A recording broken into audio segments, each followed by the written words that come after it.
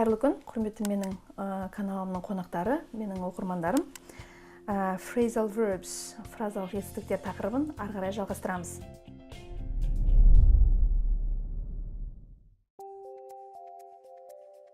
Сонымен біздің бүгінгі тоқталатын жетістіктеріміз give жетістігі, give беру. Бірақ оған предлогтарды қосқанда оның мағынасы өзгеріп отырады. Сонымен бірінші сөзіміз give up. Берілу, жеңілу, бір мағынасы, екіншісі жаман әдеттен арылу, give up. Мысалы үшін, you need to give up fast food and start working out. You need to give up fast food and start working out. Зиянды тамақ жегенді тоқтатып, жаттығу жасауды бастауың керек деген сөз. Келесі. Please don't give up. Keep exercising. I believe you will win in the end дейді. Бұл қандай сөйлем? Бұл мынандай сөйлем. Жеңілме. Please don't give up. Keep exercising. Жаттығуыңды жалғастыра бер. Ақыраяғында сенің жеңіске жететініңе сенемін деген сөз. Келесі. Give up on.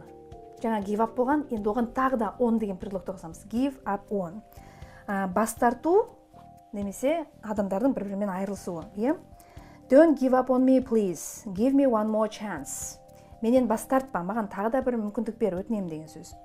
Келесі, give away. Give away қайырымдылық мақсатында материалдық көмек көрсету. Немесе тегін көмек көрсету. Қандай да бір шараны тегін қайырымдылық шарасын өткізу. Мысалы үшін, give away clothes. Give away clothes. Тегін берілетін, тегін таратылатын киімдер.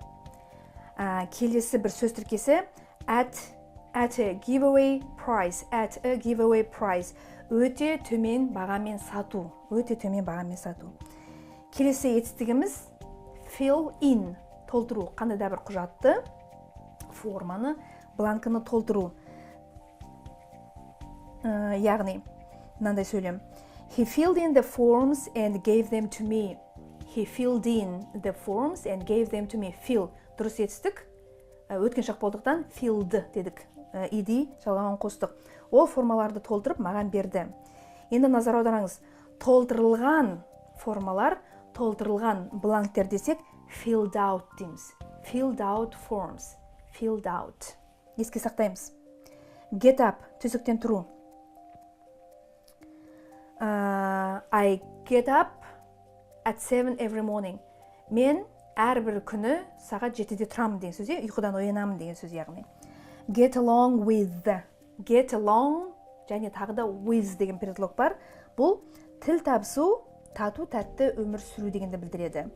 My parents get along very well. They have been happily married for 40 years.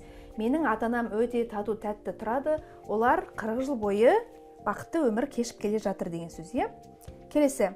Get away. Get away. Демалуға, уақыт табу, демалысқа кету. Finally, I finish my project and I can get away next week. Әйтеуір өзімнің жобамды аяқтадым, келесі аптада демалысқа кетемін деген сөз. Get away. Келесі. Get back. Get back, оралу.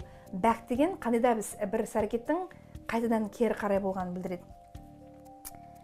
Get back. My vacation is over and I'm getting back to work on Monday. Менің демалысым аяқталды, дүйсенбіде жұмысқа шығамын деген сөз. Get back to. Жаңа get back болған, енді оған to деген предлогты қосамыз тағы да. Get back to. Қайтадан байланысқа шығу, хабарлау. Мысалы үшін, when we collect all the data, we will get back to you. We will get back to you. Барлық мәліметті жинаған соң, біз сізге хабарын береміз. Хабарлаймыз. Келесі. Get on a bus. Get on a bus. Автобусқа міну. Get off a bus. Off. Автобустан түсу. Еске сақтаймыз, get on, get off. Келесі. Get through to. Get through to. Телефонмен байланысу. Телефонмен. Get through to. I called them several times, but couldn't get through to them. Couldn't get through to them. Оларға бірнеше рет телефон шалсам да, байланса алмадым, яғни сөйлесе алмадым деген сөз.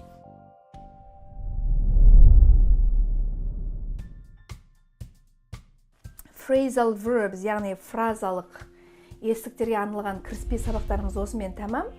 Егер де сіздерден сұрақтар, өтініштер түсіп жатса, тағы да болашақта бір-екі сабақ арнауға болады. Бұл деген бір шексіз сондай тақырып. Интернеттен қосымша ақпарат алып айналысыңыздар. Сонымен бүгінгі сабақ тамам, сау болыңыздар.